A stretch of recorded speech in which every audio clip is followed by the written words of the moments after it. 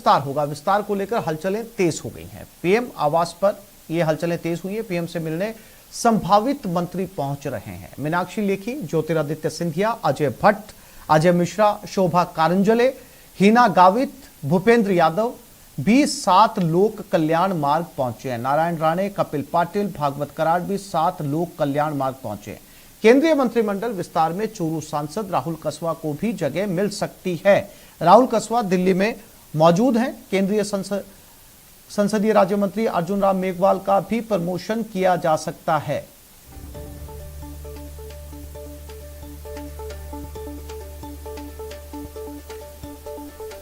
तो पीएम आवास पर संभावित मंत्रियों का काफिला पहुंचने का सिलसिला शुरू हो चुका है। यानी कि तमाम वो लोग पीएम निवास पर पहुंच रहे हैं जिनके पास में फोन कॉल्स जा चुके हैं, जिन्हें बुलाया गया है।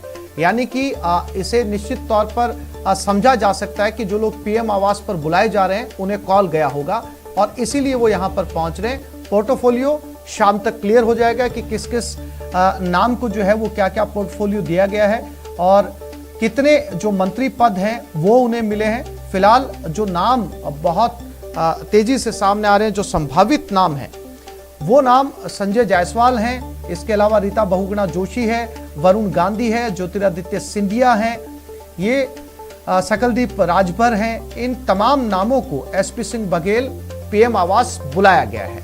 यानी कि सर्बानंद सोनोवाल, इन सब लोगों को जो है वो पोर्टफोलियो दिया जा सकता है। इसको लेकर भी चर्चा हो सकती है और शाम 6 बजे तक ये तस्वीर पूरी तरीके से साफ हो जाएगी कि किन किन नेताओं को, किन किन बड़े नामों को क्या क्या पोर्टफोलियो दिए गए हैं।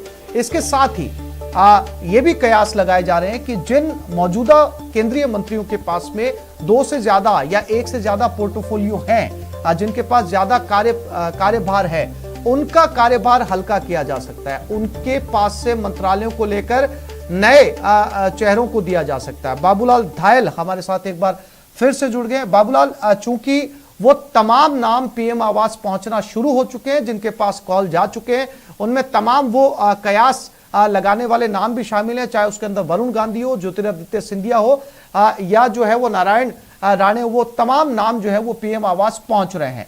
राजस्थान को बहुत उम्मीदें हैं कि राजस्थान के 2 से 3 नामों के अंदर किसका पोर्टफोलियो जो है वो बड़ा हो सकता है, किसका कद बड़ा हो सकता है। हालांकि राहुल कसवा जो है वो दिल्ली के अंदर मौजूद हैं, लेकिन संभावनाएं कितनी हैं बाबूलाल?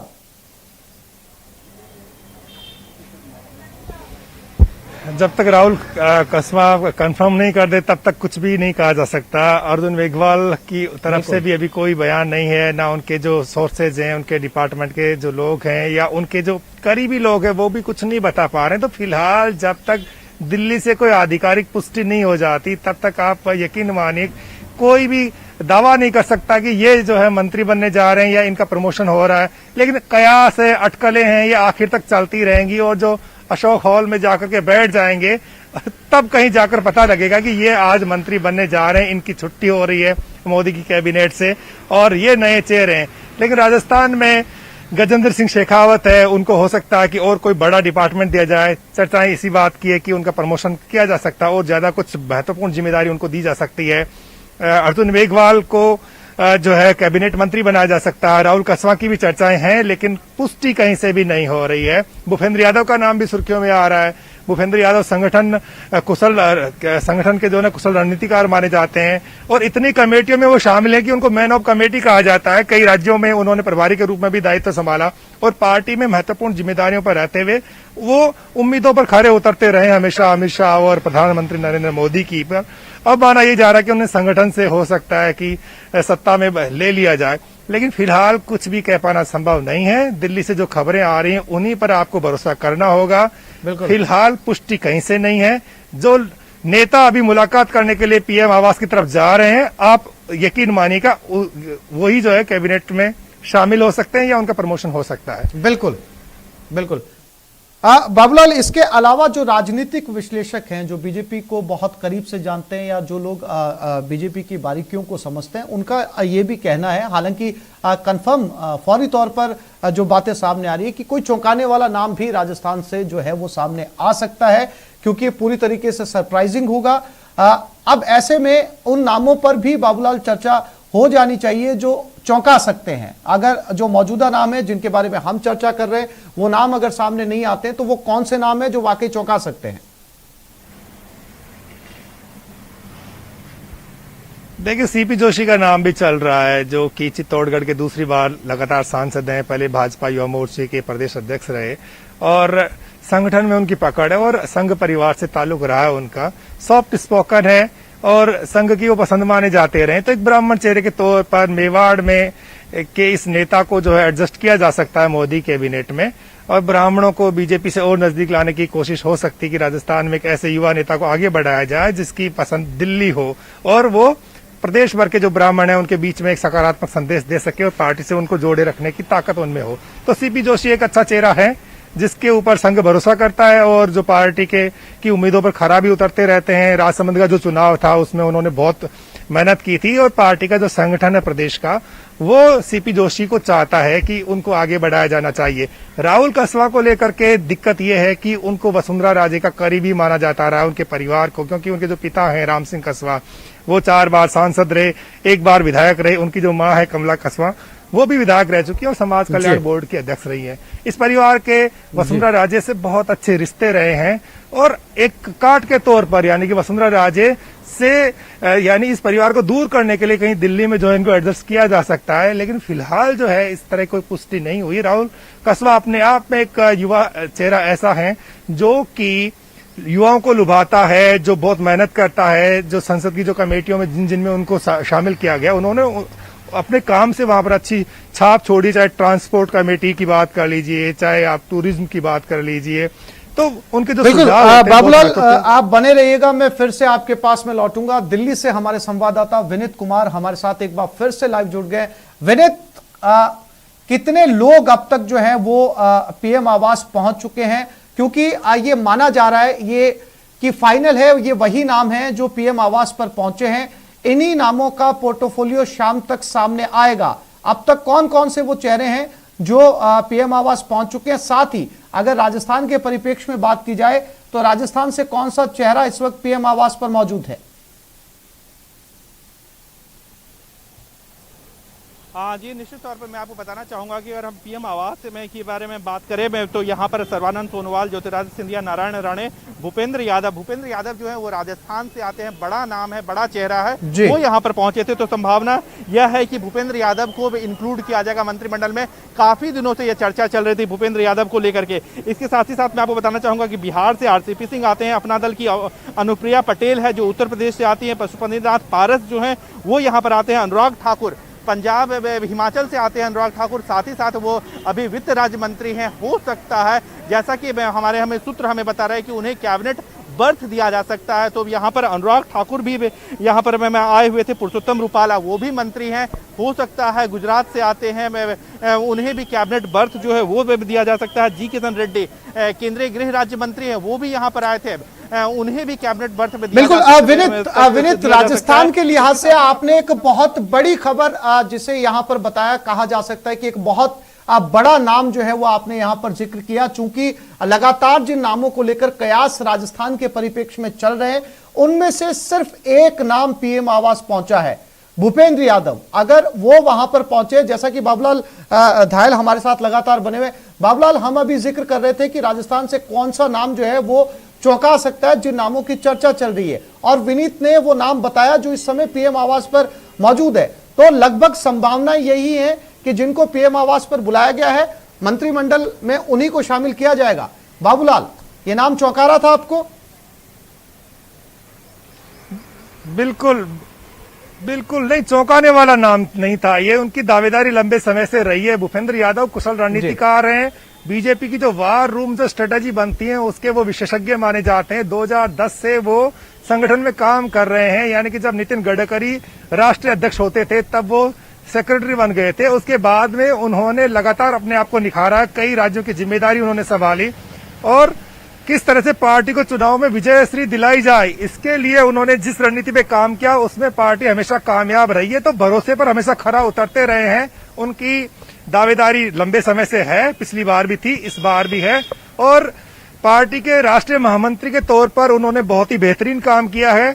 और मोदी, अमित शाह, जेपी नड्डा की टीम में एक विश्वस्त सहयोगी के रूप में उन्होंने अपना काम किया है। संघ की वो पसंद माने जाते रहे हैं।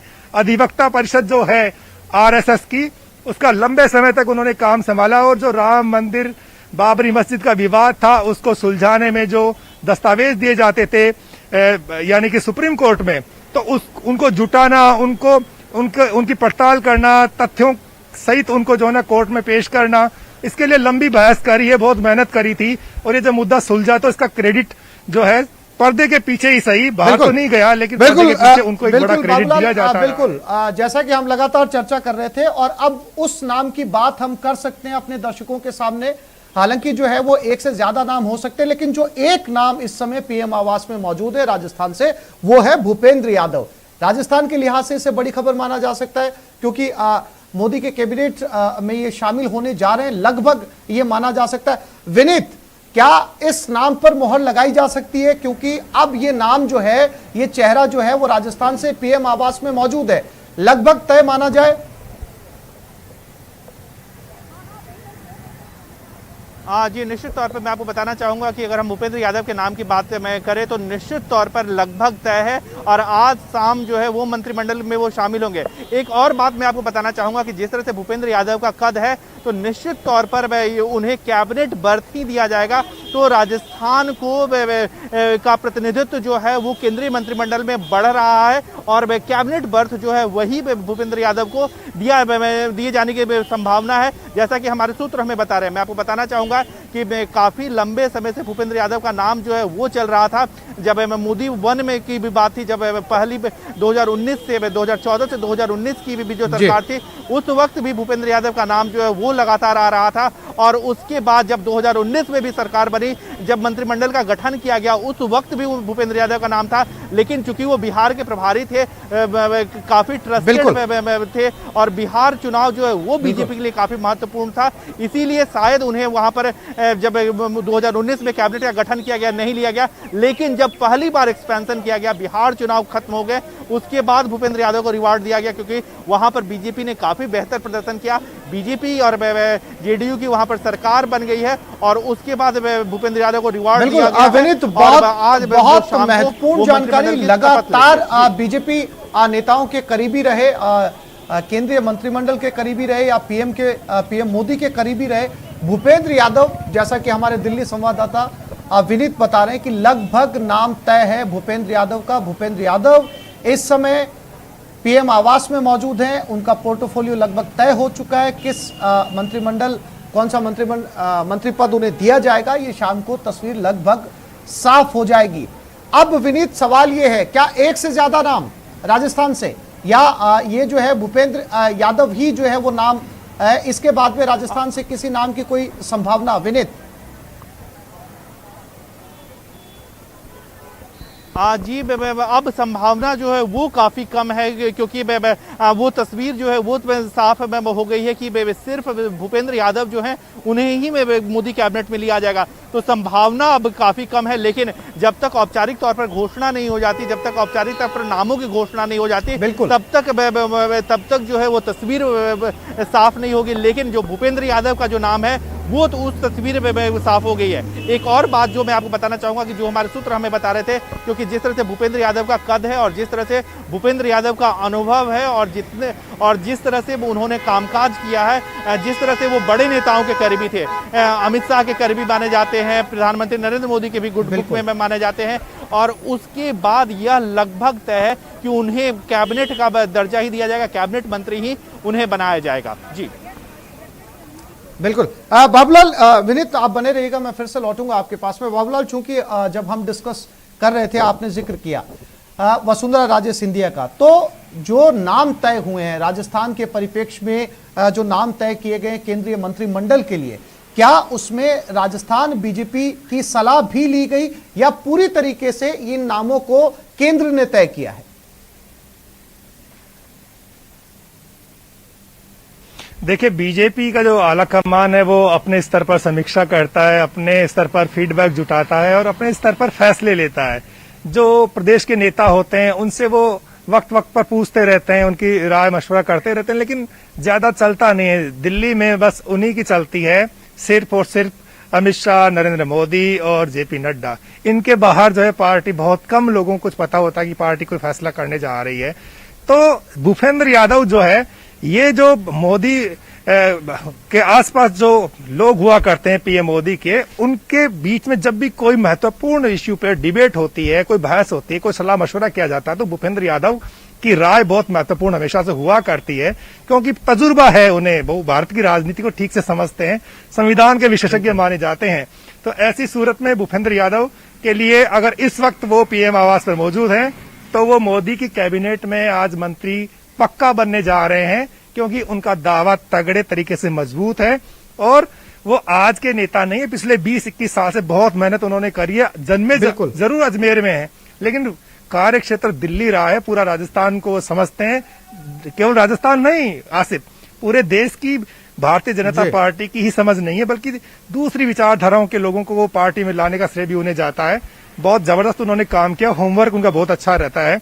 इसलिए आप यकीन मानिए कि भूपेंद्र यादव एक मजबूत कैबिनेट मंत्री के तौर पर आज शपथ लेने जा रहे हैं। अगर वो इस वक्त वहां पर है तो दावा कुछ नहीं कर सकते हैं, वक्त पर कुछ भी हो सकता है, लेकिन अगर इस वक्त वो वहां पर है, थोड़ी देर के अंदर, थोड़ी देर में बाबूलाल ये तस्वीर भी साफ हो जाएगी, क्योंकि विनीत लगातार दिल्ली से हमारे साथ बने हुए हैं और उनका कहना है कि इस समय जो है वो भूपेंद्र यादव पीएम आवास पर पहुंच चुके हैं। कुछ और नामों की बात की जाए विनीत, चूंकि जो आपने नाम बताए हैं, क्या वो तमाम नाम पहुंच चुके हैं? अब सिलसिला रुक चुका है लोगों का वहां पर पहुंचने का, जिनको पोर्टफोलियो दिया जाना है वो तमाम लोग पहुंच चुके हैं पीएम आवास?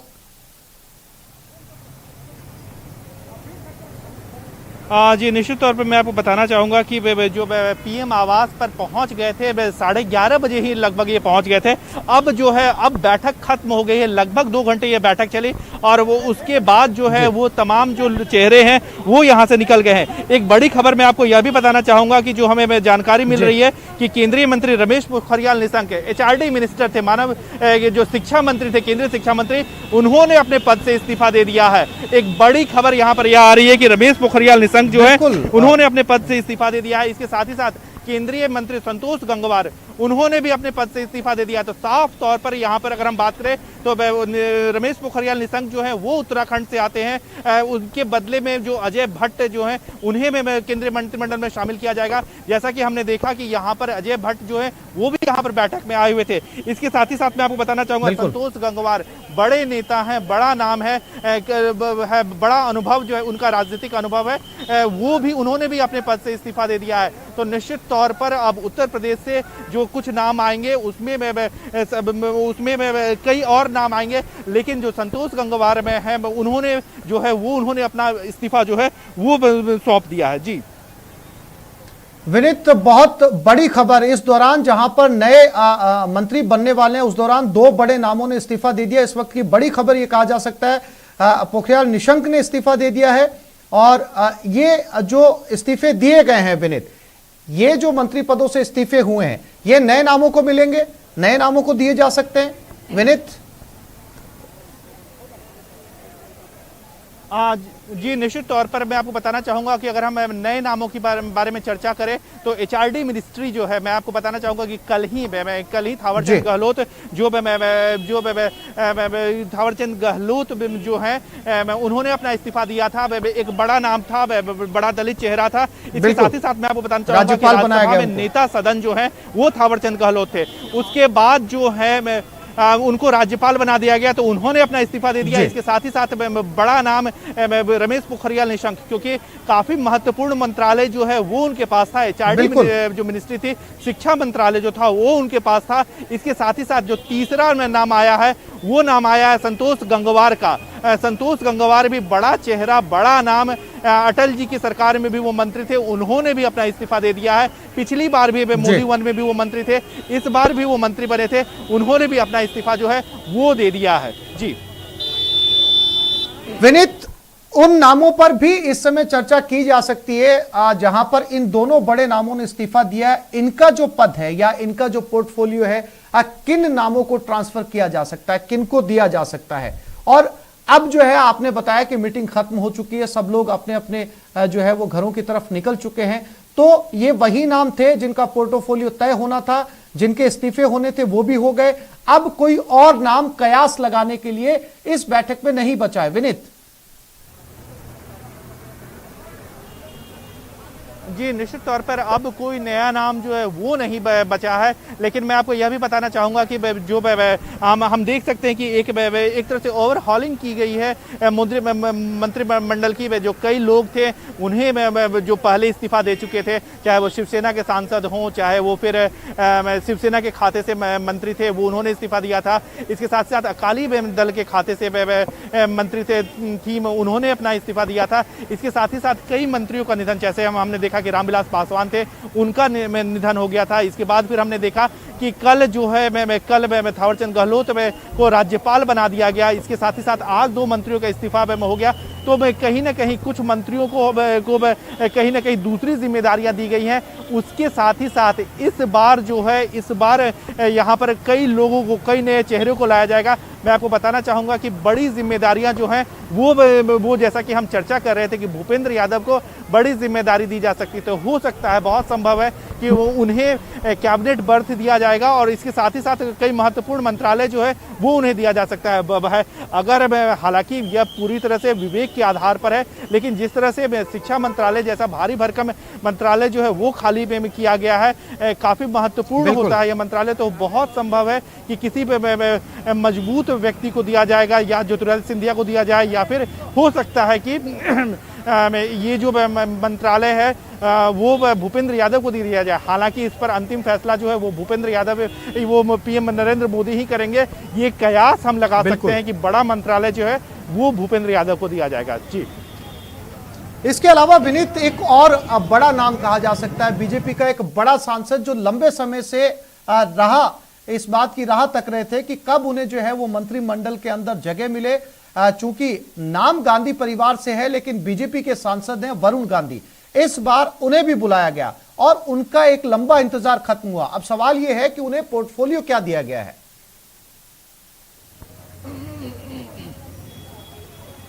जी, हालांकि यह अभी जो पोर्टफोलियो जो होगा वो तय किया जाना है। प्रधानमंत्री नरेंद्र मोदी का विवेक होता है, यह भी किसी भी प्रधानमंत्री का विवेक होता है कि वो अपने मंत्रिमंडल में किसे क्या जिम्मेदारी देते हैं। तो वरुण गांधी को निश्चित तौर पर मंत्रिमंडल में शामिल किया जाएगा। यह प्रधानमंत्री ने इसका फैसला कर लिया है, बीजेपी ने यह फैसला कर लिया है।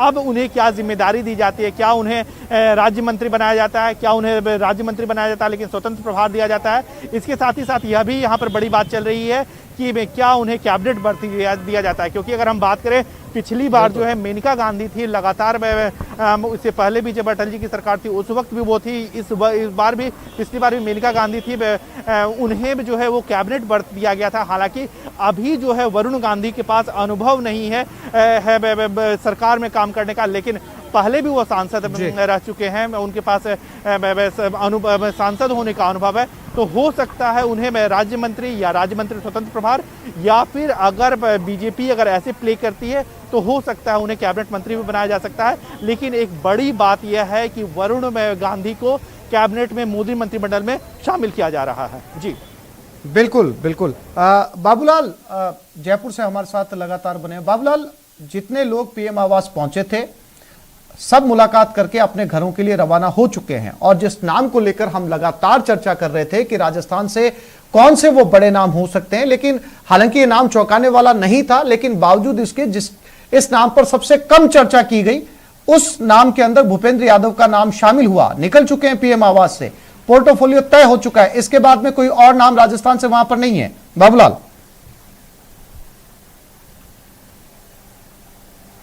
तो इसका मतलब यही माने कि शाम 6 बजे जब आज कैबिनेट का विस्तार होगा, रिशफलिंग होगी, तो भूपेंद्र यादव कैबिनेट मंत्री के तौर पर शपथ लेने जा रहे हैं। उनके जो समर्थक हैं, जो उनके प्रशंसक हैं, उनके चाहने वालों की खुशी। बिल्कुल बाबूलाल, इस बात का इंतजार किया जाना चाहिए 6 बजे तक कि जितने लोग मिलकर निकले हैं इनका पोर्टफोलियो क्या तय होता है, क्योंकि थोड़ा सा इंतजार और पता चल जाएगा कि नामों को क्या क्या जो है वो मंत्री पद दिए गए। फिलहाल आप दोनों साथियों का बहुत शुक्रिया जुड़ने के लिए, तमाम जानकारी